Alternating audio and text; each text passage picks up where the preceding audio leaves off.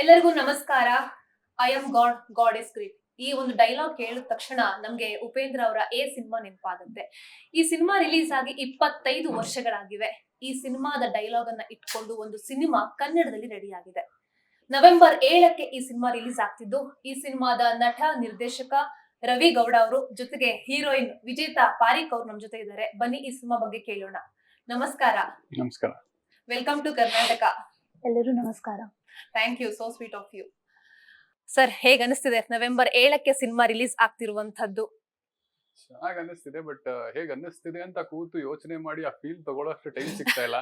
Direction, acting, production ಎಲ್ಲ ನೋಡ್ಕೊಂತಿರೋದ್ರಿಂದ ಸ್ವಲ್ಪ ಬಿಸಿ. Mostly 7ನೇ ತಾರೀಕು ಆದ್ಮೇಲೆ ಕೂತು ಯೋಚನೆ ಮಾಡಿ ಆ ಫೀಲ್ ಸಿಗತ್ತೆ ಅನ್ಸುತ್ತೆ. ನಾನು ಈ ಸಿನಿಮಾ ಟ್ರೇಲರ್ ನ ನೋಡಿದೆ. ಒಂದಷ್ಟು ಕಾಲೇಜ್ ಗಲಾಟೆಗಳು, ರೊಮ್ಯಾನ್ಸು, ಜೊತೆಗೆ ಒಂದಷ್ಟು ಕೊಲೆ, ಒಂಥರ ಮಿಸ್ಟ್ರಿ, ಇದೆಲ್ಲ ಕಾಣಿಸ್ತು ನನಗೆ. ಐ ಆಮ್ ಗಾಡ್ ಮತ್ತೆ ಈ ಒಂದು ಕಂಟೆಂಟ್ ಗೆ ಏನ್ ಸಂಬಂಧ? ಯಾಕೆ ಈ ರೀತಿ ಟೈಟಲ್ ಇಟ್ರು ಅಂತ? ಉಪೇಂದ್ರ ಅವರ ಅಭಿಮಾನಿ ಆಗಿರೋದಕ್ಕೆ, ಅವ್ರ ಜೊತೆ ವರ್ಕ್ ಮಾಡಿರೋದಕ್ಕೆ ಈ ಟೈಟಲ್ ಇಟ್ರ ಹೇಗೆ? ಖಂಡಿತ ಟೈಟಲ್ ಅಂತ ಯೋಚನೆ ಮಾಡಿದಾಗ ಸಿನಿಮಾ ರಿಲೇಟೆಡ್ ಆಗುವಂತದ್ದು ಏನೇನ್ ಟೈಟಲ್ ಇಡಬಹುದು ಅಂತ ಒಂದಷ್ಟು ಆಪ್ಷನ್ಸ್ ಯೋಚನೆ ಮಾಡ್ತೀವಿ. ಅದ್ರ ಮಧ್ಯ ಯಾವಾಗ ಐ ಆಮ್ ಗಾಡ್ ಅಂತ ಇಡಬಹುದು ಅನ್ನೋ ಒಂದು ಥಾಟ್ ಬಂತು. ಅದಾದ್ಮೇಲೆ ಬೇರೆ ಎಲ್ಲಾ ಟೈಟಲ್ ಸೈಡ್ಗೆ ಇಟ್ಬಿಟ್ಟೆ. ಬಿಕಾಸ್ ಅದು ಮೇನ್ ರೀಸನ್ ಉಪ್ಪಿ ಸರ್ ಅವ್ರು ಹೇಳಿರುವಂತ ಒಂದು ಡೈಲಾಗು, ಅಷ್ಟು ಫೇಮಸ್ ಆಗಿರೋ ಡೈಲಾಗು ನನಗೆ ಟೈಟಲ್ ಇಡೋಕ್ ಚಾನ್ಸ್ ಸಿಗ್ತಾ ಇದೆ ಅಂತ ಅನ್ನಿಸ್ತಿದ್ದಂಗೆನೆ. ಅಂಡ್ ಸಿನಿಮಾಗ್ ರಿಲೇಟೆಡ್ ಆಗು, ತುಂಬಾ ರಿಲೇಟೆಡ್ ಆಗು ಇದೆ. ಸೊ ಅದೊಂದು ಆಪ್ಷನ್ ಸಿಗ್ತಿದೆ ಅಂತ ಗೊತ್ತಾಗ್ತಿದ್ದಂಗೆ ಬೇರೆ ಎಲ್ಲಾ ಟೈಟಲ್ ಸೈಡ್ಗೆ ಇಟ್ಟು ಇದನ್ನ ಚೂಸ್ ಮಾಡಕ್ ರೀಸನ್ನೇ ಅದು. ಉಪ್ಪಿ ಸರ್ ಒಂದು ರೀಸನ್. ಸಿನಿಮಾ ಇವತ್ತು ರಿಲೀಸ್ ಆಯ್ತು ಅಂತ ಅಂದ್ರೆ, ಥಿಯೇಟರ್ ಅಲ್ಲಿ ರಿಲೀಸ್ ಆಯ್ತು ಅಂತಂದ್ರೆ ಫುಲ್ ಹೌಸ್ ಆಗ್ಬಿಡತ್ತೆ. ಅಂದ್ರೆ ಅಷ್ಟು ವೇಟೇಜ್ ಇದೆ ಅವರ ಸಿನಿಮಾಕ್ಕಿರ್ಬೋದು, ಅವರ ಯೋಚನಾ ವಿಚಾರಗಳಿಗಿರ್ಬೋದು. ಈ ಒಂದು ಟೈಟಲ್ ಇಡ್ತೀವಿ ಅಂತ ಅಂದಾಗ ನಿಮ್ಗೂ ಕೂಡ ಒಂದಷ್ಟು ಜವಾಬ್ದಾರಿ ಇರುತ್ತೆ. ಅದನ್ನ ಹೇಗ್ ನಿಭಾಯಿಸಿದ್ರಿ? ಎಷ್ಟು ಪ್ರೆಷರ್ ಇತ್ತು? ಪ್ರೆಷರ್ ಅಂತ ನನಗೆ ಆಕ್ಚುಲಿ ಗೊತ್ತಾಗಿಲ್ಲ. ನೀವು ಕೇಳದ್ಮೇಲೆ ಯೋಚನೆ ಮಾಡ್ತಾ ಇದ್ದೀನಿ ಪ್ರೆಷರ್ ಇತ್ತ ಅಂತ. ನನಗೆ ಟೈಟಲ್ ಒಂದು ಖುಷಿ. ಓಕೆ, ಉಪ್ಪಿ ಸರ್ ಹೇಳಿರೋ ಡೈಲಾಗು, ಆ ಟೈಟಲ್ ನಾನು ಇಡ್ಬೋದು ನನ್ನ ಸಿನಿಮಾಗೆ, ಮೊದಲನೇ ಸಲ ಡೈರೆಕ್ಟ್ ಮಾಡ್ತಿರೋ ಸಿನಿಮಾಗೆ, ಆ ಖುಷಿ ಎಲ್ಲ ಇತ್ತು. ಬಟ್ ಅದ್ ನನಗೆ ರೆಸ್ಪಾನ್ಸಿಬಿಲಿಟಿ ಅಂದಿಲ್ಲ. ರೆಸ್ಪಾನ್ಸಿಬಿಲಿಟಿ ಯಾವಾಗ ಅನಿಸ್ತಿತ್ತೇನೋ ಮೋಸ್ಟ್ಲಿ ಅಂದ್ರೆ ಉಪ್ಪಿ ಸರ್ ಏನ್ ಅನ್ಕೋತಾರೋ ಅಂತ ಭಯ ಇದ್ದಿದ್ರೆ. ಬಟ್ ಅವರು ಅರ್ಥ ಮಾಡ್ಕೊಂತಾರೆ, ಅವ್ರಿಗೆ ಗೊತ್ತು, ಅವ್ರಿಗೆ ಎಫರ್ಟ್ ಕಾಣಿಸಿದ್ರೆ ಅವ್ರು ಖುಷಿಯಾಗಿ ಎಲ್ಲಾನು ಒಪ್ಕೊಂತಾರೆ. ಸೊ ಆ ಭಯ ಇಲ್ಲದೆ ಇದ್ದಿದ್ರಿಂದ ನನಗದೇನು ಅನ್ನಿಸ್ಲಿಲ್ಲ ಆ ತರ. ಅಂದ್ರೆ ಈ ಸಿನಿಮಾ ಟೈಟಲ್ ಇಟ್ಟಾಗ ಜನರಿಗೆ ಉಪೇಂದ್ರ ಅವರ ಸಿನಿಮಾ ಅಂಶಗಳು ಇಲ್ಲಿರುತ್ತೋ ಏನೋ ಜನರ ಬಗ್ಗೆ, ಓಕೆ, ಜನರು ನಿಮ್ ಮೇಲೆ ಒಂದು ಎಕ್ಸ್ಪೆಕ್ಟೇಷನ್ ಬಿಲ್ಡ್ ಆಗ್ಬಿಡತ್ತೆ ಅಂತ. ಅದಕ್ಕೆ ಇವಾಗ ನನ್ನ ಕೇಳಿದ್ರೆ ಆಸ್ ಎ ಡೈರೆಕ್ಟರ್ ನಾನ್ ಹೇಳ್ತೀನಿ, ನನ್ನ ಸಿನಿಮಾ ಅಷ್ಟು ಕಂಟೆಂಟ್ ಇದೆ, ಏನು ಬೇಕು ಜನರಿಗೆ ಅದನ್ನ ಅಷ್ಟು ಇದೆ ಅಂತ. ಅದ ಆಸ್ ಎ ಡೈರೆಕ್ಟರ್ ಎನಿಬಡಿ ಯಾರ್ಯಾದ್ರು ಅದನ್ನೇ ಹೇಳ್ತಾರೆ ಅವ್ರ ಸಿನಿಮಾ ಅದಿದೆ ಅಂತ. ಬಟ್ ನೋಡಿದ್ಮೇಲೆ ಅವ್ರಿಗೆ ಅನ್ಸುತ್ತೆ ಇದು ಸುಮ್ನೆ ಏನೋ ಪಬ್ಲಿಸಿಟಿ ಗಿಮಿಗೋಸ್ಕರನೋ ಅಥವಾ ಟೈಟ್ಲ್ ಇಟ್ಬಿಟ್ರೆ ತುಂಬಾ ರೀಚ್ ಆಗ್ಬಿಡುತ್ತೆ ಅಂತಾನೋ ಇಟ್ಟಿರೋ ಟೈಟ್ಲ್ ಅಲ್ಲ. ಇದು ಸಿನಿಮಾ ರಿಲೇಟೆಡ್ ಆಗಿ ಇದೆ ಅಂತ ಆಡಿಯನ್ಸ್ ಗೆ ಅನ್ಸುತ್ತೆ. ಸೊ ಅಲ್ಲೂ ನನಗೇನು ಅದು ಪ್ರೆಷರ್ ಅಂತ ಅನಿಸ್ಲಿಲ್ಲ. Okay. Can you tell us about your background? Where are you from? So basically, I'm from Jhunjhunu, Rajasthan. Okay. Yeah, and then I moved to Mumbai and I started my acting journey. And this is my first film. And yeah, that's it. Okay. How did you connect this movie or this team? Okay, so what happened? So there's an agency in Mumbai. So these guys connected with me. And then I went to meet sir. So I met him. And I remember one incident. So we met for the first time and he was like, what's your height? I was like, sir, 5'7". So, okay, with his or without his? I was like, without his. Okay, then remove your heels. So like, this is how this project got finalized. And yeah. You made it sound like that is the only thing I was looking for, the height. I only remember that thing. But after that, he auditioned me. Same day, I think. Yeah. No, the audition happened online. I sent online, you a script day. and yeah. So that happened, and then yeah. ನಿಮಗೆ ಅವರನ್ನ ಸಿನಿಮಾಗೆ heroine ಹಾಕೋಬೇಕು ಅಂತ ಯಾವ reason ಗೆ ಅನಿಸ್ತು? ನಾನು ತುಂಬಾ ಹುಡುಕ್ತಾ ಇದ್ದೆ. ಒಂದು ರೀಸನ್, ಬಟ್ ಅದು ಮೇನ್ ರೀಸನ್ ಅಲ್ಲ. There is one reason. ಒಂದು ಕಿಸ್ಸಿಂಗ್ ಸೀನ್ ಇದೆ ಸಿನಿಮಾದಲ್ಲಿ. ಅಂಡ್ ಅದ್ರ ಜೊತೆ ಅದು ನಿಮ್ಗೆ ಆ ರೀಸನ್ ಕೊಡ್ತಿದ್ದಂಗೆನೆ ನೀವು ಹುಡುಕ್ತಿರ್ಬೇಕಾದ್ರೆ ಹೀರೋಯಿನ್ ಅಂತ ನಿಮ್ಗೆ ಬರೋ ಪ್ರೊಫೈಲ್ಸ್ ಗಳೇ ಬೇರೆ ತರ ಬಂದ್ಬಿಡತ್ತೆ. ಸೊ ನನಗೆ ಅದು ಯಾವ್ದು ಅವ್ರು ಕಳಿಸ್ತಿರೋದು ನನಗೆ ಇಷ್ಟ ಆಗ್ತಿಲ್ಲ. ಅದು ನನಗೆ ಆಮೇಲೆ ಇಲ್ಲಿ ನನಗೆ ಓಕೆ ಆಗ್ತಿರೋರು ನನಗೆ ಅದಕ್ಕೆ ಒಪ್ಕೊಂತಿಲ್ಲ. ಸೊ ಅದೊಂದು ಪ್ರಾಬ್ಲಮ್ ಇತ್ತು. ಅದ್ರ ಜೊತೆಗೆ ಇವ್ರು ಓಕೆ ಅಂದವ್ರು ತುಂಬಾ ಜನ ಇದ್ರು, ಓಕೆ ಆಯ್ತು ಅಂತ. ಬಟ್ ಅದ್ರಲ್ಲಿ ನನಗೆ ಯಾರು ಇಷ್ಟ ಆಗ್ತಿಲ್ಲ. ನನಗೆ ಪರ್ಫಾರ್ಮೆನ್ಸ್ ಇರ್ಬೋದು, ಅವ್ರ ಆಕ್ಟಿಂಗ್ ಇರ್ಬೋದು, ಅದು ನನಗೆ ಬೇಕಾದಂಗೆ ಸಿಗ್ತಾ ಇಲ್ಲ. ಅಥವಾ ಫೇಶಿಯಲ್ ಫೀಚರ್ಸ್ ಇರ್ಬೋದು, ನನ್ಗೆ ಆ ಇನ್ನೋಸೆನ್ಸ್ ಬೇಕಿತ್ತು. ಅದೆಲ್ಲ ಹುಡುಕ್ಬೇಕಾದ್ರೆ ತುಂಬಾ ಹುಡುಕ್ದೆ ನಾನು. ತುಂಬಾ ದಿನ ಹುಡುಕಿ ಒಂದ್ 200-300 ಜನನ್ನೆಲ್ಲ ಪ್ರೊಫೈಲ್ಸ್ ತರ್ಸ್ಕೊಂಡೆಲ್ಲ ನೋಡಿ ಫೈನಲಿ ಇವ್ರ ಪ್ರೊಫೈಲ್ ಓಕೆ ಆದ್ಮೇಲೆ ಮತ್ತೆ ಇವ್ರಿಗೆ ಆಡಿಷನ್ ಮಾಡಿ ಆ ಪರ್ಫಾರ್ಮೆನ್ಸ್ ಇರ್ಬೋದು ಅಥವಾ ನನಗೆ ಬೇಕಾಗಿದ್ದ ಇನ್ನೋಸೆನ್ಸ್ ಇರ್ಬೋದು ಅದೆಲ್ಲ ಅವರಲ್ಲಿ ಇದೆ ಅಂತ ಕಾಣಿಸಿದ ಮೇಲೆ ಅಂಡ್ ಎಫರ್ಟ್ ಹಾಕ್ತಾರೆ. ಮೇನ್ ಪ್ರಾಬ್ಲಮ್ ಇದ್ದಿದ್ದು ಲ್ಯಾಂಗ್ವೇಜ್ ಅಗೇನ್. ನಮಗೆ ಕನ್ನಡ ಆದ್ರೆ ತುಂಬಾ ಈಸಿ, ನಾವು ಹೇಳ್ಕೊಡ್ಬೇಕಾಗಿರೋದು ಈಸಿ, ಅವ್ರಿಗೆ ಅರ್ಥ ಆಗೋದು ಈಸಿ, ಪರ್ಫಾರ್ಮ್ ಮಾಡ್ಸೋದು ಈಸಿ. ಸೊ ನಾನು ಅದಕ್ಕೆ ಇವ್ರಿಗೆ ಏನ್ ಮಾಡ್ತೀನಿ, ಆಮೇಲೆ ನೀವು ಡೈಲಾಗ್ ನ ಬರ್ದು ಕೊಟ್ಟಷ್ಟು ಅವ್ರು ಏನ್ ಮಾಡ್ತಾರೆ, ಓದ್ಬಿಟ್ಟು ಅದನ್ನ ರಿಪೀಟ್ ಮಾಡ್ತಾರೆ. ಅದು ನಿಮಗೆ ಬುಕಿಶ್ ಆಗಿ ಬಂದ್ಬಿಡುತ್ತೆ, ಇಲ್ಲಿ ಬಂದಿದ್ದೇನೆ ಅಂತ ಅದು ಓದೋದು. ಸೊ ನಾವು ಅವ್ರಿಗೆ ಕೊಟ್ಟರು ಅದನ್ನ ನೋಡ್ಲೇಬೇಡಿ ನೀವು ಬರೀ ನಾನು ವಾಯ್ಸ್ ನೋಟ್ಸ್ ಕಳ್ಸಿಬಿಡ್ತಾ ಇದ್ದೆ. ಡೈಲಾಗ್ ನಾನೇ ಹೇಳಿ ಇದೇ ಸ್ಟೈಲ್ ಅಲ್ಲಿ ಇದೇ ರೀತಿ ಬರ್ಬೇಕು ನನ್ಗೆ ನೀವು ಹೇಳೋದು ಅಂತ, ಅದನ್ನ ಕೇಳಿಸ್ಕೊಳ್ಳಿ ಅಷ್ಟೇ, ನೀವು ಓದಕ್ ಹೋಗ್ಬೇಡಿ ಅಂತ. ಅದನ್ನ ಕೇಳಿಸ್ಕೊಂಡು ಅವ್ರು ಹೇಳೋರು. ಸೊ ಎಫರ್ಟ್ ಹಾಕ್ತಿದ್ರು, ಎಫರ್ಟ್ ಕಾಣಿಸ್ತಿತ್ತು, ಅದಕ್ಕೋಸ್ಕರ ಸೆಲೆಕ್ಟ್ ಮಾಡಿದ್ರು. ಈ ಟ್ರೇಲರ್ ನೋಡಿದವರು ಸಾಕಷ್ಟು ಜನ ಸಿಕ್ಕಾಪಟ್ಟೆ ಒಂಥರ ನಮ್ಗೆ ಕ್ಯೂರಿಯಾಸಿಟಿ ಹುಡ್ತಾ ಇದೆ, ಒಂಥರ ಸಸ್ಪೆನ್ಸ್ ಥ್ರಿಲ್ಲರ್ ತರ ಅನಿಸ್ತಾ ಇದೆ, ಕನ್ನಡದಲ್ಲಿ ತುಂಬಾ ದಿನಗಳ ನಂತರ ಒಂಥರ ಈ ರೀತಿ ಕಂಟೆಂಟ್ ಬರ್ತಿದೆ ಅಂತ ಕಮೆಂಟ್ ಮಾಡಿದ್ರು. ನಾನು ಆ ಕಮೆಂಟ್ ಗಳನ್ನೆಲ್ಲ ನೋಡ್ತಾ ಇದ್ದೆ. ನಿಮಗೆ ಏನ್ ಅನಿಸ್ತು ರೆಸ್ಪಾನ್ಸ್ ನೋಡಿ? ತುಂಬಾ ಖುಷಿ ಆಯ್ತು. ನಿಮ್ಗೆ ಅಲ್ಲಿ ರೆಸ್ಪಾನ್ಸ್ ಇರ್ಬೋದು, ಅಥವಾ ನಮ್ ಸ್ನೇಹಿತರ ರೆಸ್ಪಾನ್ಸ್ ಇರ್ಬೋದು, ಅಥವಾ ಜನಗಳು ಅದನ್ನ ಯಾರೋ ನೋಡಿದವರು ಇಲ್ಲ ನೋಡಿದ್ವಿ ಚೆನ್ನಾಗಿದೆ. ಬಟ್ ನನಗೊಂದು ಅದನ್ನ ಹೇಳ್ಬೋದಲ್ಲ ಗೊತ್ತಿಲ್ಲ, ನನಗೆ ಯಾವಾಗ್ಲೂ ತಲೆಯಲ್ಲಿ ಈ ತರ ಯಾರೇ ಬಂದು ಏನೇ ಹೇಳಿದ್ರು ನನಗೆ ಅನ್ಸೋದು ಅಲ್ಟಿಮೇಟ್ ರಿಸಲ್ಟ್ ಸಿಗೋದು ನಿಮಗೆ ಸಿನಿಮಾ ರಿಲೀಸ್ ಆದ್ಮೇಲೆ. ಇಲ್ಲಿ ಕೆಲವರಿಗೆ ನಿಮ್ಮೇಲೆ ಪ್ರೀತಿ ಇರ್ಬೋದು, ನಮ್ ಹುಡುಗ ಈ ತರ ಮಾಡ್ಬಿಟ್ಟಿದ್ದಾನೆ ಅನ್ಸಿರ್ಬೋದು, ಅಥವಾ ಜನರಿಗೆ ಎದುರುಗಡೆ ಯಾರೋ ಸಿಕ್ಬಿಟ್ರಲ್ಲ ಇವ್ರಿಗೆ ಏನ್ ಹೇಳೋದು, ಚೆನ್ನಾಗಿದೆ ಅಂತಾನೆ ಹೇಳ್ಬೇಕು ಅಂತಿರ್ಬೋದು. ಅದು ತುಂಬಾ ರೆಗ್ಯುಲರ್ ಆಗಿ ಬರೋ ವಿಷಯನೇ. ಸೊ ಅದೆಲ್ಲ ಯಾರೇ ಏನೇ ಹೇಳಿದ್ರು ಓಕೆ ಇಷ್ಟ ಆಗಿದ್ಯಾ ಓಕೆ ಅಂತ ಅನ್ಸುತ್ತೆ. ಬಿಟ್ರೆ ನನ್ಗೆ ಎಕ್ಸೈಟ್ಮೆಂಟ್ ಓಕೆ ಗೆದ್ಬಿಟ್ಟೆ ನಾನು, ಅಥವಾ ಹೌದು ತುಂಬಾ ಚೆನ್ನಾಗಿ ಮಾಡ್ಬಿಟ್ಟಿದೀನಿ ಅನ್ನೋ ಫೀಲಿಂಗ್ ಬರ್ತಾ ಇಲ್ಲ. ಮೋಸ್ಟ್ಲಿ ನಾನು ಹೇಳ್ದಂಗೆ ಅದು ಸಿಗದೆ ರಿಲೀಸ್ ಆದ್ಮೇಲೆ, ಯಾಕಂದ್ರೆ ಅಲ್ಟಿಮೇಟ್ ರಿಸಲ್ಟ್ ನಿಮ್ಗೆ ಸಿಗದೆ ಅಲ್ಲಿ. ಐ ಆಮ್ ಗಾಡ್ ಅಂತ ಟೈಟಲ್ ಇದೆ. ನಿಮ್ಮ ಪ್ರಕಾರ ದೇವ್ರು ಅಂದ್ರೆ ಏನು, ಯಾವುದು? ದೇವರು ಅನ್ನೋದ್ರೆ ನನ್ನ ಪ್ರಕಾರ ಒಂದು ಶಕ್ತಿ. ಅದನ್ನ ನೀವು ಯಾವ ರೀತಿ ಬೇಕಾದ್ರೆ ಅನ್ಕೊಬಹುದು. ಆ ಶಕ್ತಿ ನಿಮ್ಮನ್ನ ಕಾಯ್ತಿದೆ ಅಥವಾ ನಿಮ್ಮನ್ನ ಕಾಪಾಡ್ಕೊಂತಿದೆ ಅನ್ನೋ ಒಂದು ನಂಬಿಕೆ ಇದೆಯಲ್ಲ. ಕೆಲವ್ರು ಹೇಳ್ತಾರೆ ಅದು ಇಲ್ವೇ ಇಲ್ಲ ಅಂತ. ಬಟ್ ಇಲ್ಲ ಅಂದ್ರೂ ನೀವು ನಂಬದ ಮೇಲೆ ನಿಮ್ಗೆ ಅದೊಂದು ಫೀಲ್ ಕೊಡಕ್ ಶುರು ಮಾಡುತ್ತೆ, ನಿಮ್ಗೊಂದು ಧೈರ್ಯ ಕೊಡಕ್ ಶುರು ಮಾಡುತ್ತೆ. ಆ ಶಕ್ತಿ, ಆ ಧೈರ್ಯ ಎಲ್ಲಿಂದಾನೋ ಬರ್ತಾ ಇದೆ ಗೊತ್ತಿರಲ್ಲ, ಬಟ್ ಎಲ್ಲಿಂದಾನೋ ಬರ್ತಿರತ್ತೆ. ಅದು ತುಂಬಾ ಡೆಪ್ತ್ ಅಲ್ಲಿ ಹೋಗ್ಬೇಕಾಗುತ್ತೆ. ನೀವು ದೇವ್ರು ಅಂತ ಹೋಗ್ಬಿಟ್ರೆ ಅದನ್ನ ಇಷ್ಟು ಚಿಕ್ಕದಾಗಿ ಹೇಳಕ್ ಆಗಲ್ಲ. ಬಟ್ ಸದ್ಯಕ್ಕೆ ಶಾರ್ಟ್ ಆಗಿ ಹೇಳ್ಬೇಕು ಅಂದ್ರೆ ಅದೊಂದು ಶಕ್ತಿ, ನಿಮ್ಗೆ ಯಾವ್ದೋ ಒಂದು ರೀತಿಲಿ ಅದು ಫೀಲ್ ಆಗತ್ತೆ. ಫೀಲ್ ಮಾಡ್ಕೋಬೇಕು ಅಂದ್ರೆ ಅದೇ ದೇವ್ರು. ನೀವು ಸಿನಿಮಾ ಕಥೆಯನ್ನ ಬರ್ದಾದ ನಂತರದಲ್ಲಿ ಟೈಟಲ್ ಯೋಚನೆ ಮಾಡಿರುವಂತದ್ದ, ಅಥವಾ ಮೊದ್ಲೇ ಇದೇ ಟೈಟಲ್ ಇಟ್ಕೊಂಡು ಆದ್ಮೇಲೆ ಸಿನಿಮಾ ಸ್ಕ್ರಿಪ್ಟ್ ರೆಡಿ ಮಾಡಿದ್ದ, ಹೇಗೆ ಅಂತ? ಇಲ್ಲ, ಸಿನಿಮಾ ಸ್ಕ್ರಿಪ್ಟ್ ಮುಗಿಸಿ ಆಮೇಲೆ ಏನ್ ಟೈಟಲ್ ಇಡ್ಬೋದು ಅಂತ ಯೋಚನೆ ಮಾಡ್ಬೇಕಾದ್ರೆ ಬಂದಂತ ಥಾಟ್ ಇದು. ಅಂದ್ರೆ ಟೈಟಲ್ ಅಂತಂದ್ರೆ ನಮ್ಮ ಆಡಿಯನ್ಸ್ಗೆ, ವೀಕ್ಷಕರಿಗೆ ನಾವು ಒಂಥರ ಇನ್ವಿಟೇಷನ್ ಕೊಟ್ಟಿದ್ದಂಗೆ. ಆ ಟೈಟಲ್ ಮೂಲಕನೇ ಜನ ಫಸ್ಟ್ ಅಪ್ರೋಚ್ ಮಾಡುವಂತದ್ದು. ಅಂದ್ರೆ ಆ ಟೈಮಲ್ಲಿ ಎಷ್ಟು ಯೋಚನೆ ಮಾಡಿದ್ರಿ ಐ ಆಮ್ ಗಾಡ್ ಅಂತ ಟೈಟಲ್ ಇಡ್ಬೇಕು ಅಂತ ಅಂದಾಗ? ಅದೇ ಹೇಳದ್ನಲ್ಲ, ನನಗೆ ಅವರು ಇನಿಷಿಯಲಿ ಒಂದಷ್ಟು ಆಪ್ಷನ್ಸ್, ಬಟ್ ಯಾವಾಗ ಈ ಟೈಟಲ್ ಬಂದ್ಬಿಡ್ತು, ಅದು ಬಂದ್ಮೇಲೆ ಆಪ್ಷನ್ಸ್ ಎಲ್ಲ ತುಂಬಾ ಯಾವ್ದು ಚೆನ್ನಾಗಿಲ್ಲ ಅನ್ನೋ ಫೀಲ್ ಕೊಟ್ಬಿಡ್ತು ನನಗೆ. ಈ ಟೈಟಲ್ ಬಂದ್ ಕೂತ ಮೇಲೆ ಇದು ಸಖತ್ತಾಗಿ ಕೂರ್ತಾ ಇದೆ ಅಂತ, ಒಂದು ಕತೆಗೆ ಸಿಂಕ್ ಆಗ್ತಿದ್ದಕ್ಕೆ, ಇನ್ನೊಂದು ಎಮೋಷನಲಿ ಹಂಗೆ ಉಪ್ಪಿಸರ್ಗಿರೋ ಆ ಕನೆಕ್ಟ್ಗೆ ಅದನ್ನ ನಾನು ಇಲ್ಲಿ ಇಟ್ಕೋಬಹುದಲ್ಲ ಅನ್ನೋ ಒಂದು ಇದಕ್ಕೋಸ್ಕರ ಇದು ಫೈನಲ್ ಆ ಥಾಟ್ ಬರ್ತಿದ್ದಂಗೆ ಇದನ್ನ ಫೈನಲ್ ಮಾಡ್ಕೊಂಡ್ಬಿಟ್ವಿ. ಉಪ್ಪಿ ಸರ್ ಸಿನಿಮಾಗಳ ಜಾನರೇ ಬೇರೆ. ಅಂದ್ರೆ ಜನರನ್ನ, ನಮ್ಮನ್ನ ನಾವು ಪ್ರಶ್ನೆ ಮಾಡ್ಕೋಬೇಕು, ನಮ್ಮನ್ನ ನಾವು ವಿಮರ್ಶೆ ಮಾಡ್ಕೋಬೇಕು, ಆ ರೀತಿ ಕಂಟೆಂಟ್ ಗಳನ್ನ ಅವ್ರು ಕೊಡ್ತಾರೆ. ನೀವ್ ಹೇಳಿದ್ರಿ ಉಪ್ಪಿ 2 ಸಿನಿಮಾದಲ್ಲಿ ಅಂದ್ರೆ ಕೆಲಸ ಮಾಡಿರುವಂತದ್ದು ಅಂತ. ಹೇಗ್ ಅನಿಸ್ತು? ಅವರಿಂದ ಏನ್ ಕಲ್ತ್ರಿ? ನಾನು ಎಲ್ಲಾ ಕಡೆ ಹೇಳ್ತಾ ಇದ್ದೀನಿ, ಅವ್ರೊಂದು ಯೂನಿವರ್ಸಿಟಿ. ನೀವು ಅವ್ರ ಜೊತೆ ಕುತ್ಕೊಂಡು ಸುಮ್ನೆ ಅವ್ರ ಮಾತು ಕೇಳ್ತಾ ಇದ್ರೆ, ನಮಗ್ ಫಸ್ಟ್ ಎಲ್ಲ ನನಗೆ ಈ ತರಾನು ಯೋಚನೆ ಮಾಡ್ಬೋದಾ ಅನ್ನೋ ಒಂದು ಥಾಟ್ ಕೊಟ್ಟಿದ್ದೆ ಉಪ್ಪಿ ಸರ್. ನಿಮ್ಗೆ ಅದಕ್ಕೆಲ್ಲ ಎಕ್ಸಾಂಪಲ್ ಬೇಕು ಅಂದ್ರೆ ನನಗೂ ಆ ಸಾಂಗ್ ಅಲ್ಲೇ ಏನಿಲ್ಲ ನಿನ್ನ ನನ್ನ ನಡುವೆ ಏನಿಲ್ಲ ಅಂದ್ಬಿಟ್ರು ಒಂದೇ ಸಲ. ನನಗೆ ಅಲ್ಲಿ ಆ ವರ್ಡ್ ನ ಹಿಂಗ್ ಹೇಳಿ ಹಿಂಗ್ ತಿರುಗಿಸ್ಬಿಟ್ರಲ್ಲ ಅಂತ, ಅದೆಲ್ಲ ನಮ್ಗೆ ಅವಾಗ ತುಂಬಾ ಖುಷಿ ಕೊಟ್ಟ ವಿಷಯಗಳು. ಆಮೇಲೆ ಅವ್ರು ನಾವ್ ಅದನ್ನ ಬರೀ ದೂರದಿಂದ ನೋಡ್ಬೇಕಾರೆ, ಅವಾಗಿನ್ನು ಕೆಲಸ ಮಾಡಕ್ ಶುರು ಮಾಡಿರ್ಲಿಲ್ಲ, ಬಟ್ ದೂರದಿಂದ ಅವ್ರ ಸಿನಿಮಾಗಳು ನೋಡ್ಬೇಕಾದ್ರೇನೆ ಆ ಸಾಂಗ್ ಅಲ್ಲಿ ಯಾರಿಗಾಗಲ್ಲ ನಾ ಬೆಂಡು ಅಂದ್ಬಿಟ್ಟು ಏಣಿ ಹಾಕೊಂಡು ಹೇರ್ ಕಟ್ ಮಾಡ್ತಾ ಇರ್ತಾರೆ. ಎಲ್ಲರೂ ಹೇಳೋದು, ನೀವು ಎಲ್ಲಿ ತಲೆ ಬಗ್ಗಿಸ್ಲಿಲ್ಲ ಅಂದ್ರೆ ನೀವು ಹೇರ್ ಕಟ್ ಹೋದಾಗ ತಲೆ ಬಗ್ಗಿಸ್ಲೇಬೇಕು ಅಂತ. ಬಟ್ ಅವ್ರ ಥಾಟ್ ನೋಡಿ, ನಾನು ಅಲ್ಲೂ ತಲೆ ಬಗ್ಸಲ್ಲ, ಯಾರಿಗಾಗಲ್ಲ ನಾ ಬೆಂಡು ಅಂತ ಕೂತಿದ್ರೆ ಅವನು ಹೇರ್ ಕಟ್ ಮಾಡೋನು ಏಣಿ ಹಾಕೊಂಡು ಹೇರ್ ಕಟ್ ಮಾಡ್ತಾ ಇರ್ತಾನೆ. ನಮ್ಗೆ ಅದನ್ನೆಲ್ಲ ನೋಡುವಾಗ ತುಂಬಾ ಖುಷಿ ಆಗೋದು, ಹಿಂಗೆಲ್ಲ ಯೋಚಿಸ್ತಾರೆ ಅಂತ. ಅವ್ರ ಜೊತೆ ಕೆಲಸ ಮಾಡಕ್ ಹೋಗಿ ಕೂತಾಗ್ಲೂ ಅವರಲ್ಲಿ ಏನೋ ಒಂದು ಐಡಿಯಾಸ್ ಹೇಳ್ತಾ ನಾವೆಲ್ಲ ಇದನ್ನ ಹೇಗ್ ಮಾಡೋದು ಅಂತ ಎಲ್ಲೊಂದ್ ಕಡೆ ಸ್ಟಕ್ ಆಗ್ಬಿಟ್ಟು ಇದಕ್ಕೆ ಹೇಗೆ ಒಂದು ಸೊಲ್ಯೂಷನ್ ಅನ್ಬೇಕಾದ್ರೆ ಎಲ್ಲಿಂದ ಬರುತ್ತೋ ಗೊತ್ತಿಲ್ಲ, ಏನೋ ಒಂದು ಐಡಿಯಾ ಬಂದು ಅದನ್ನ ಈ ತರ ಮಾಡ್ಬೋಣ ಅನ್ನೋರು.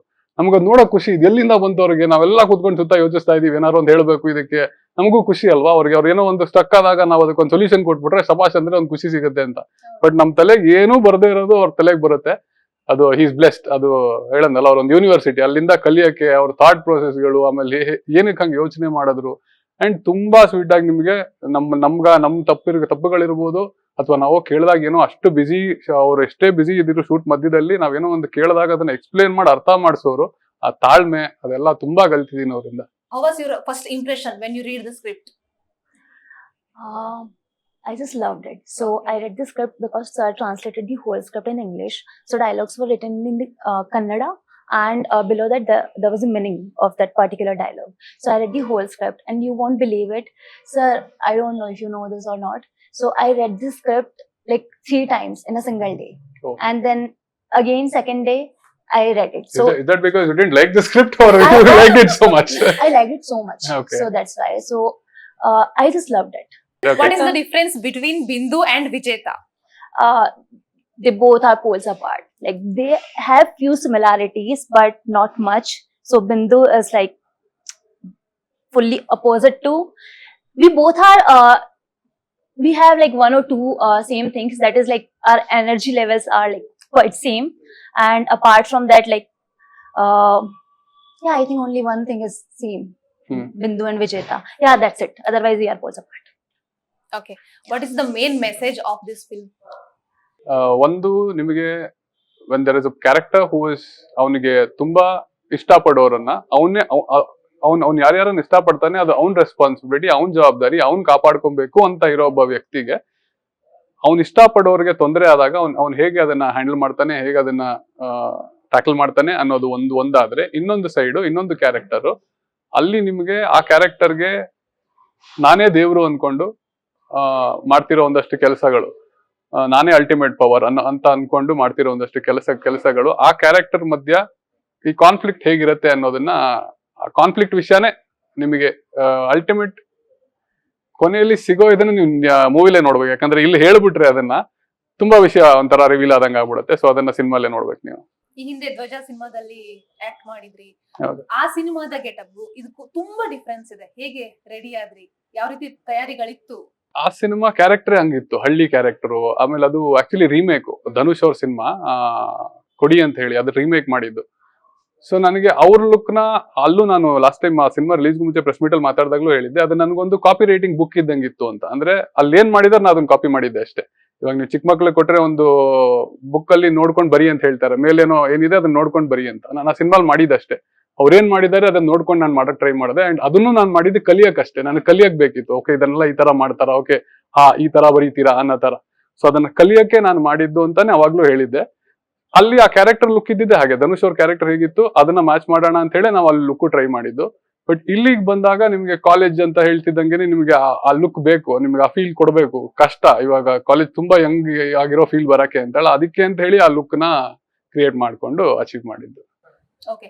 ಈ ಸಿನಿಮಾದ ಟ್ರೇಲರ್ ನ ಒಂದಷ್ಟು ಡೈಲಾಗ್ ಗಳನ್ನ ಕೇಳುವಾಗ ಜನರಿಗೆ ತುಂಬಾ ಕನೆಕ್ಟ್ ಆಗುತ್ತೆ. ಅಂದ್ರೆ ವಯಸ್ಸಾದ್ಮೇಲೆ ಕತೆ ಹೇಳಕ್ಕೆ ಒಂದಷ್ಟು ಕತೆಗಳು ಬೇಕು. ಸೊ ಕಾಲೇಜಲ್ಲಿ ನಾವು ಒಂದಷ್ಟು ಸೀನ್ ಗಳು ಮಾಡ್ಬೇಕು, ಆ ರೀತಿ ಎಲ್ಲ ಡೈಲಾಗ್ಸ್ ಇದೆ.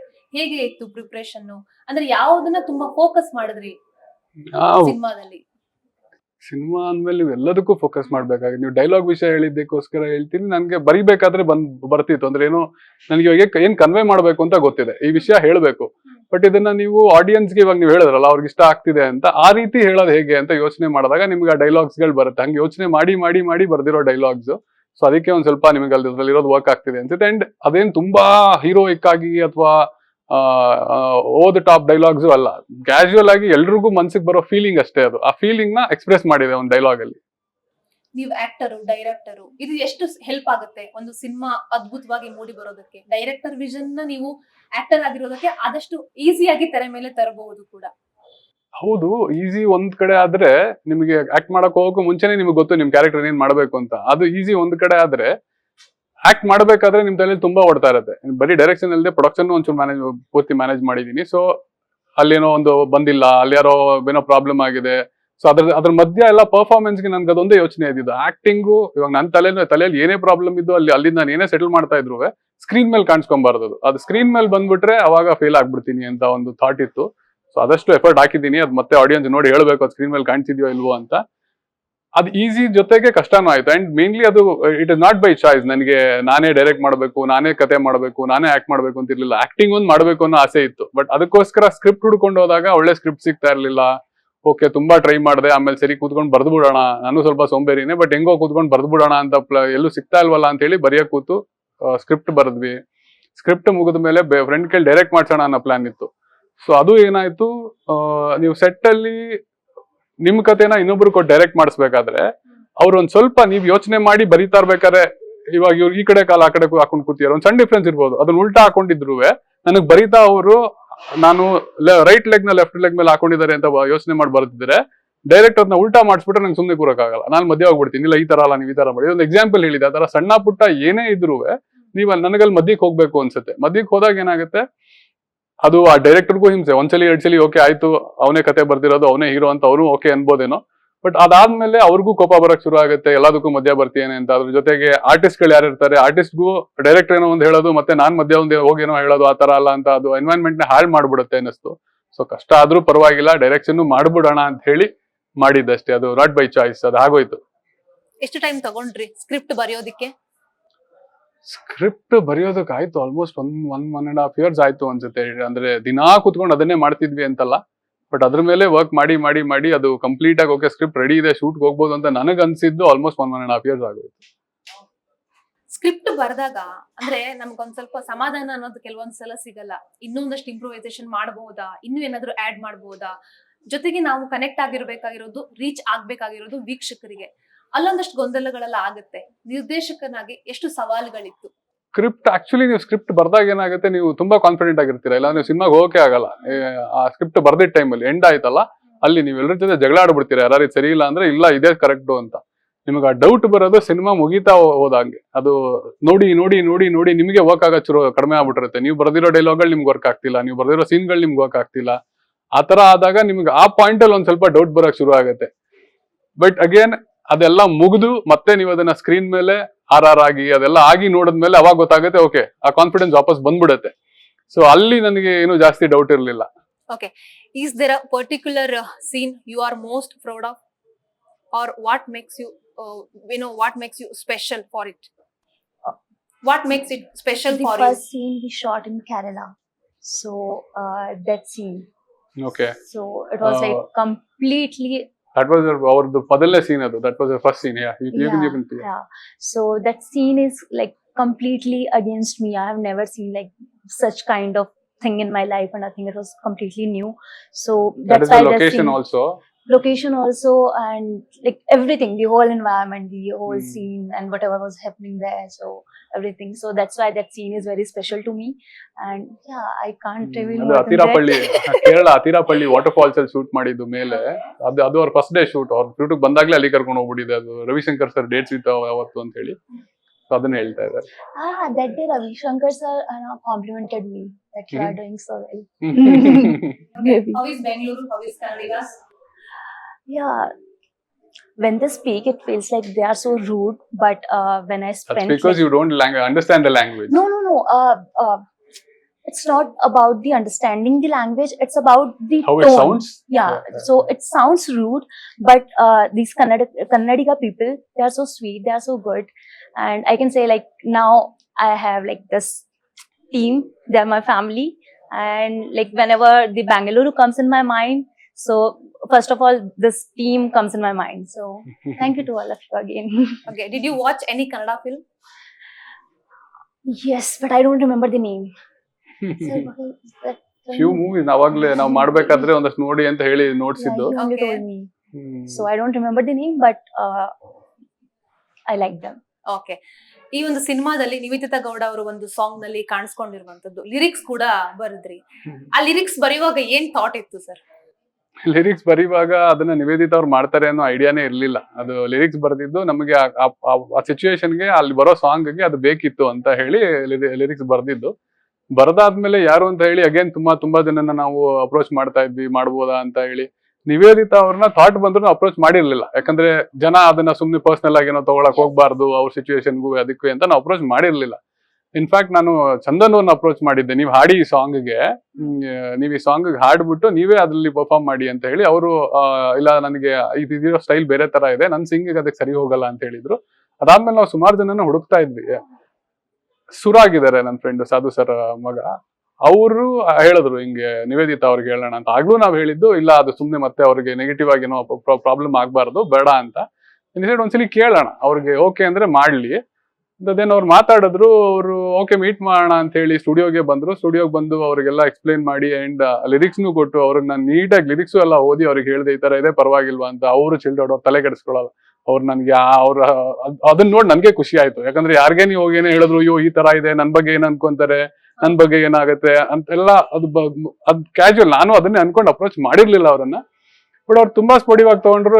ಇದೆಲ್ಲ ನನ್ನ ತಲೆನೇ ಕೆಡಿಸ್ಕೊಳ್ಳೋಲ್ಲ ಪರವಾಗಿಲ್ಲ ಅಂತ. ಬಟ್ ಸ್ಟಿಲ್ ನಾ ಇನ್ಸಿಸ್ಟ್ ಮಾಡಿ ದಯವಿಟ್ಟು ಈ ಲಿರಿಕ್ಸ್ನೆಲ್ಲ ನಿಮ್ಮ ಅಮ್ಮಂಗೂ ಒಂದ್ಸಲಿ ತೋರಿಸ್ಬಿಡಿ, ಅವರು ಓಕೆ ಅಂತ ಹೇಳಿದ್ಮೇಲೆ ಹೋಗೋಣ ಅಂತ ಹೇಳಿ ಇದನ್ನ ಅವ್ರು ಆಯ್ತು ಅವ್ರದ್ದು ಅಪ್ರೂವಲ್ ಸಿಕ್ಕಿದೆ ಅಂತ ಹೇಳಿದ್ರು. So we went for the shoot. ಈ ಸಾಂಗ್ ರಿಲೀಸ್ ಆದ್ಮೇಲೆ ಯಾರಿಂದ ಯಾವ ರೀತಿ ಪ್ರತಿಕ್ರಿಯೆ ಬಂತು? Mixed reactions. ಕೆಲವ್ರಿಗೆ 2 ಸಾಂಗ್ ರಿಲೀಸ್ ಮಾಡಿದೀನಿ.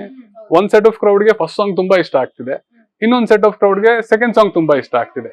ಸೊ ನನಗ್ ಖುಷಿ ಏನಿದೆ ಅಂದ್ರೆ 2 ಸೆಟ್ ಆಫ್ ಕ್ರೌಡ್ಗೂ ಕೇಟರ್ ಮಾಡಿದೀನಿ ಅನ್ನೋ ಖುಷಿ ಇದೆ. ಎಲ್ರು ಖುಷಿ ಪಡ್ಸಕ್ಕಾಗಲ್ಲ. ಇವಾಗ ಈ ಸಾಂಗ್ ನಿಮ್ಗೂ ಇಷ್ಟ ಆಗ್ಬೇಕು ಅನ್ನೋಕ್ಕಾಗಲ್ಲ, ಅಥವಾ ಈ ಸಾಂಗ್ ಇಷ್ಟ ಆಗಿರೋರಿಗೆ ಅದನ್ನು ಇಷ್ಟ ಪಡ್ಬೇಕು ನೀವು ಅನ್ನೋಕ್ಕಾಗಲ್ಲ. ಸೊ ಎರಡಕ್ಕೂ ಮಿಕ್ಸ್ಡ್ ರಿಯಾಕ್ಷನ್ ಇದೆ. ಬಟ್ ಆ ಕ್ರೌಡ್ ರೀಚ್ ಆಗಿದ್ದೀನಿ ಅನ್ನೋ ಖುಷಿ ನನಗಿದೆ.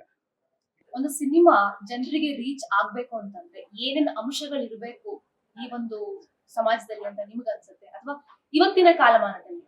ಮೇನ್ ಆಗಿ ಅದು ಎಮೋಷನಲ್ ಕನೆಕ್ಟ್ ಬೇಕು ನಿಮಗೆ. ಅಲ್ಲಿ ಯಾವುದೋ ಕ್ಯಾರೆಕ್ಟರ್ ಇರ್ಬೋದು, ಏನೋ ನಿಮಗೆ ಆ ಕ್ಯಾರೆಕ್ಟರ್ ಆ ಕ್ಯಾರೆಕ್ಟರ್ಗೆ ಆಗ್ತಿರೋ ಪ್ರಾಬ್ಲಮ್ಸ್ ಇರ್ಬೋದು ಅಥವಾ ಖುಷಿ ಇರ್ಬೋದು, ಅದನ್ನ ನೀವು ಆಡಿಯನ್ಸ್ ಫೀಲ್ ಮಾಡ್ಕೊಬೇಕು. Main emotion. ನೀವು ಅದು ಎಮೋಷನ್ ಮೇಲೆ ನೀವು ಸುತ್ತ ಏನ್ ಬಿಲ್ಡ್ ಮಾಡ್ಕೊಂಡು ಹೋಗ್ತೀರಾ ಅದು ಆಡ್ ಆನ್ ಅಷ್ಟೇ. ಸೊ ಎಮೋಷನ್ಸ್ ಎಷ್ಟು ಸ್ಟ್ರಾಂಗ್ ಆಗಿ ಇಟ್ಕೊಂಡಿದ್ದೀರಾ, ಎಮೋಷನ್ ನೀವು ಹೇಳ್ಬೇಕು ಅನ್ಕೊಂಡ್ರೆ ಎಮೋಷನ್ ಆಡಿಯನ್ಸ್ ಎಷ್ಟು ನೀಟಾಗಿ ಕನ್ವೆ ಆಗ್ತಿದೆ ಅದ್ರ ಮೇಲೆ ಡಿಪೆಂಡ್ ಆಗುತ್ತೆ ಅಂತ ನನಗೆ ಅನ್ಸುತ್ತೆ.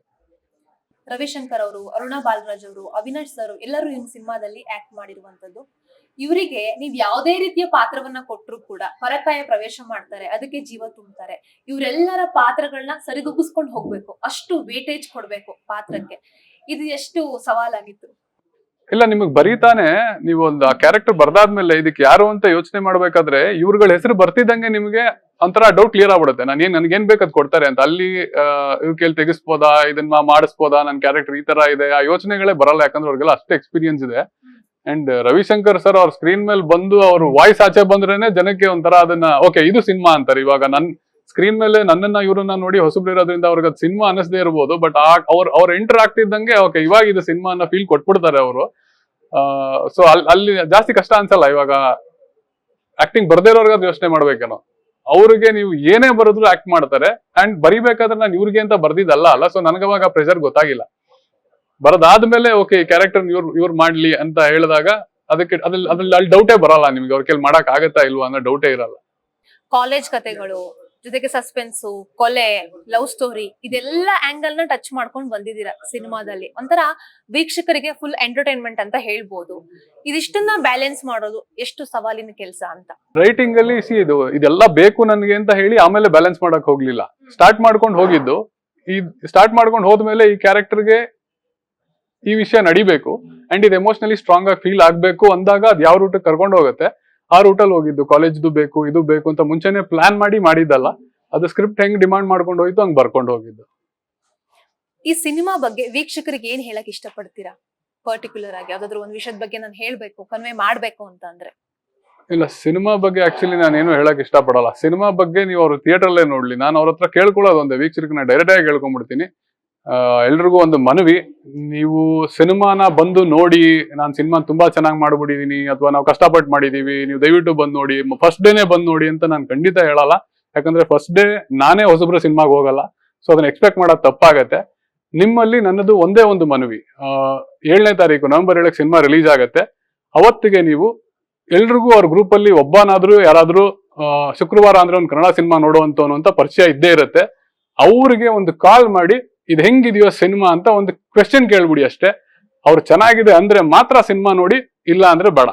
ದಯವಿಟ್ಟು ಒಂದು ರಿಕ್ವೆಸ್ಟ್, ಆ ಕ್ವೆಶ್ಚನ್ ಕೇಳಿ ಹೇಗಿದೆ ಸಿನಿಮಾ ಅಂತ ಕೇಳಿ ತಿಳ್ಕೊಳ್ಳಿ ಅಷ್ಟೇ. ವೀಕ್ಷಕರಿಗೆ ಹೇಳಕ್ ಇಷ್ಟಪಡೋದು ನಾನು. ಇವತ್ತು ಕಂಟೆಂಟ್ ಕಿಂಗ್. ಜನರು ಕಂಟೆಂಟ್ ಓರಿಯೆಂಟೆಡ್ ಸಿನಿಮಾಗಳನ್ನ ನೋಡೋದಕ್ಕೆ ಇಷ್ಟಪಡ್ತಾರೆ. ಬೇರೆ ಭಾಷೆಗಳಿಂದ ಕೂಡ ಈ ಬೆಂಗಳೂರಿನಲ್ಲೇ ಬೇರೆ ಭಾಷೆಗಳನ್ನ ಸಿನಿಮಾ ನೋಡೋರ ಸಂಖ್ಯೆ ಕೂಡ ಜಾಸ್ತಿ ಇದೆ. ಥಿಯೇಟರ್ ಸಮಸ್ಯೆಗಳೇನಾದ್ರೂ ಆಯ್ತಾ? ಇಲ್ಲ, ಇವಾಗ KBN ಅವರು ರಿಲೀಸ್ ಮಾಡ್ತಾ ಇರೋದು. ಸೊ ಏನು ಪ್ರಾಬ್ಲಮ್ ಆಗಿಲ್ಲ, ಆಗೋದು ಇಲ್ಲ ಅನ್ಕೊಂಡಿದೀನಿ.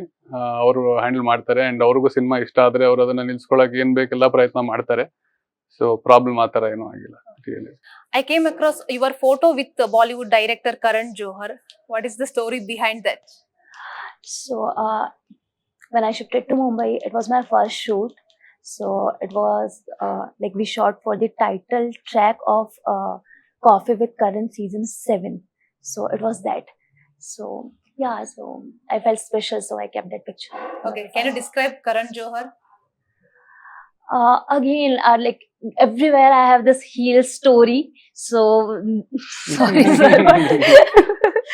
So we were shooting, and again, me and Karan sir. So Karan sir came, and he was standing like next to me, and then I was wearing heels, and that director was shouting on the mic, and he was like, I was wearing blue dress, and I was like, girl in blue dress, please remove your those heels. Then Karan sir was like, let it be, don't remove your heels, I'll manage. Then literally he managed, and मेरे को heels नहीं निकालने दिया. So I remember that moment, और हर जगह heels का moment हो जाता है. Yeah, that's it. So, and he is a very good human being. I liked his aura. Yeah, that's it. According to you, how is film industry? For me, Yeah. it is amazing. Whatever I have heard, so that is totally different. Whatever I have experienced, that is totally different. So for me, it is very, very, very good, and I just love it. And thanks to again my team, that these guys like literally set the example for me that this film industry is so good. And whatever I have heard, that film industry is not good, that film industry is not that good for girls, but whatever I have experienced, that is totally different. So again, thanks to my team, I have met such a beautiful team. Yeah. Can you tell us about your next project upcoming? So one Telugu movie is lined up. Okay. Yeah, so shooting is already completed, and few more projects, like I have taken the narration, but they are not finalized yet. So that's it. Yeah, And you I'm are trying doing in a back-to-back projects. I wish. Okay, congratulations. Thank you. Hopefully she'll get more projects after the release. Back to back, like you said. ಈಗ ಅವರು ಸಿನಿಮಾದಲ್ಲಿ act ಮಾಡಿರುವಂತದ್ದು language problem ಇದೆ, ಅವರಲ್ಲಿ ಯಾವ್ದು ಗುಣ ಇಷ್ಟ ಆಯ್ತು ಸರ್ ಆಕ್ಟ್ ವಿಚಾರದಲ್ಲಿ ಅಥವಾ ಪ್ರೊಫೆಷನಲ್ ವಿಚಾರವಾಗಿ? Effort like I said, effort. ನಿಮ್ಗೆ ಕೆಲವಿಗೆ ನಿಮಗೆ ನೋಡಿದ್ರೆ ಗೊತ್ತಾಗುತ್ತೆ ಇವ್ರು ಎಷ್ಟೇ ಅಂದ್ರೆ ಎಫರ್ಟ್ ಹಾಕ್ತಿಲ್ಲ ಅಂದಾಗ ಅಲ್ಲಿ ನೀವು ಕೆಲಸ ತಗೊಳಕ್ ಆಗಲ್ಲ ಅಂತ. ಎಫರ್ಟ್ ಹಾಕ್ತಿದ್ದಾರೆ ಅಂತ ಗೊತ್ತಿದ್ದಾಗ ನೀವು ಕೆಲಸ ತಗೊಬಹುದು. ಮೇನ್ ನನಗೆ ಅದು ವರ್ಕ್ ಆಗಿದೆ ಅವರ ಎಫರ್ಟ್. ನೀವು ಲ್ಯಾಂಗ್ವೇಜ್ ವಿಷಯ ಇರ್ಬೋದು, ಬೇರೆ ಏನೋ ವಿಷಯ ಇರ್ಬೋದು, ಎಲ್ಲದರಲ್ಲೂ ಅವ್ರಿಗೆ ಆ ಎಫರ್ಟ್ ನೋಡಿ ನನ್ಗೆ ಕಾಸ್ಟ್ ಮಾಡ್ಬೇಕು ಅಂತ ಅನ್ಸಿದ್ದು. ಓಕೆ, ವೀಕ್ಷಕರಿಗೆ ಕೊನೆಯದಾಗಿ ಏನ್ ಹೇಳಕ್ ಇಷ್ಟಪಡ್ತೀರಾ? ಅದನ್ನಾಗ್ಲೇ ಹೇಳ್ಬಿಟ್ಟೆ ನಾನು. ಆಕ್ಚುಲಿ ನೀವು ವೀಕ್ಷಕರಿಗೆ ಏನ್ ಹೇಳ್ತೀರಾ ಅಂತ ಅದು ಪರ್ಟಿಕ್ಯುಲರ್ ಆಗಿ reason ಹೇಳಿರೋದು. ಈಗ ವೀಕ್ಷಕರಿಗೆ ಕೊನೆಯದಾಗಿ ಅಗೇನ್ ಅಷ್ಟೇ, ಅದೊಂದೇ ರಿಕ್ವೆಸ್ಟ್ ನನಗೆ ಎಲ್ಲರಲ್ಲೂ. ನವೆಂಬರ್ 7ಕ್ಕೆ ಸಿನಿಮಾ ಹೇಗಿದೆ ಅಂತ ಕೇಳಿ ತಿಳ್ಕೊಳ್ಳಿ. ನಿಮಗೆ ಗೊತ್ತಿರೋರು ಯಾರು ಸಿನಿಮಾನ ರೆಗ್ಯುಲರ್ ಆಗಿ ನೋಡ್ತಾರೆ ಶುಕ್ರವಾರ, ಖಂಡಿತ ನನಗೆ ಗೊತ್ತಿರಂಗೆ ಒಬ್ರಾದ್ರೂ ಪರಿಚಯ ಇದ್ದೇ ಇರ್ತಾರೆ. ಅವ್ರಿಗೊಂದು ಕಾಲ್ ಮಾಡಿ, ಹೇಗಿದ್ಯಪ್ಪ ಈ ಸಿನಿಮಾ, ಇಷ್ಟೊಂದು ಹೇಳದ, ನೀನ್ ಹೇಳಪ್ಪ ಹೇಗಿದೆ ಸಿನಿಮಾ ಅಂತ ಕೇಳಿ. ನನಗೂ ತಿಳ್ಕೊಬೇಕು, ನನಗೂ ಗೊತ್ತು ಅಂತ ಅಲ್ಲ, ನನಗೂ ತಿಳ್ಕೊಬೇಕು. ಅವ್ರು ಚೆನ್ನಾಗಿಲ್ಲ ಅಂತ ಹೇಳಿದ್ರೆ ಅದು ನನಗೂ ಅವಾಗ್ಲೇ ಗೊತ್ತಾಗೋದು. ನಾನು ಚೆನ್ನಾಗಿದೆ ಅಂದ್ರೆ ನೀವು ಸಿನಿಮಾ ಥಿಯೇಟರ್ಗೆ ಬನ್ನಿ, ಚೆನ್ನಾಗಿಲ್ಲ ಅಂದ್ರೆ ನಾನು ಮನೆಗೆ ಹೋಗ್ತೀನಿ. ಅದಕ್ಕೋಸ್ಕರ ನಾನು ಎಲ್ಲ ಪೋಸ್ಟರ್ಲ್ಲೂ ಹಾಕ್ಸ್ಬಿಟ್ಟಿದ್ದೀನಿ, ಐ ಆಮ್ ಗಾಡ್ ಹೇಗಿದೆ, ಹ್ಯಾಶ್ಟ್ಯಾಗ್ ಐ ಆಮ್ ಗಾಡ್ ಹೇಗಿದೆ ಅನ್ನೋದನ್ನ. ನಿಮ್ಗೆ ಅದನ್ನ ಮರೀದೇ ಇರ್ಲಿ ಅಂತ.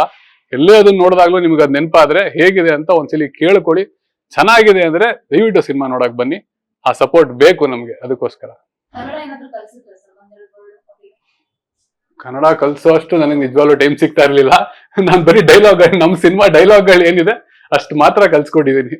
ಈ ಸಿನಿಮಾದಲ್ಲಿ ಆಕ್ಟ್ ಮಾಡಿದ ನಂತರದಲ್ಲಿ ಮತ್ತೆ ಅವರು ಕನ್ನಡ ಸಿನಿಮಾಗಳಲ್ಲಿ ಆಕ್ಟ್ ಮಾಡ್ಬೋದು, ಯಾವ ಒಂದು ರೋಲ್ ನ ಚೆನ್ನಾಗಿ ಮಾಡ್ಬೋದು ಅಂತ ನಿಮಗ್ ಅನಿಸ್ತು? ನನಗೆ ಯಾವ್ದು ಕೊಟ್ರು ಮಾಡ್ತಾರೆ ಅಂತ ಅನಿಸ್ತು. ಬಿಕಾಸ್ ಲೈಕ್ ಅಗೇನ್ ಮತ್ತೆ ಅದನ್ನೇ ಹೇಳೋದಾದ್ರೆ ಎಫರ್ಟ್, ನಿಮ್ಗೆ ಎಫರ್ಟ್ ಹಾಕ್ತಾರೆ ಅಂತ ಗೊತ್ತಿದ್ದಾಗ, ಅಂಡ್ ಪರ್ಫಾರ್ಮೆನ್ಸ್ ಅವ್ರಿಗೆ ಶಿ ಹ್ಯಾಸ್ ದ ಟ್ಯಾಲೆಂಟ್.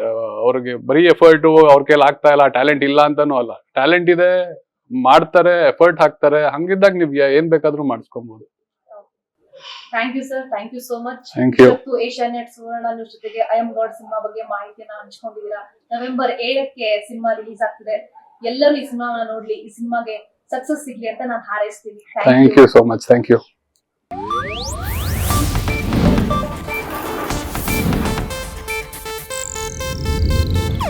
ಇದು ಏಷ್ಯಾನೆಟ್ ನ್ಯೂಸ್ ನೆಟ್ವರ್ಕ್ ಪ್ರಸ್ತುತಿ.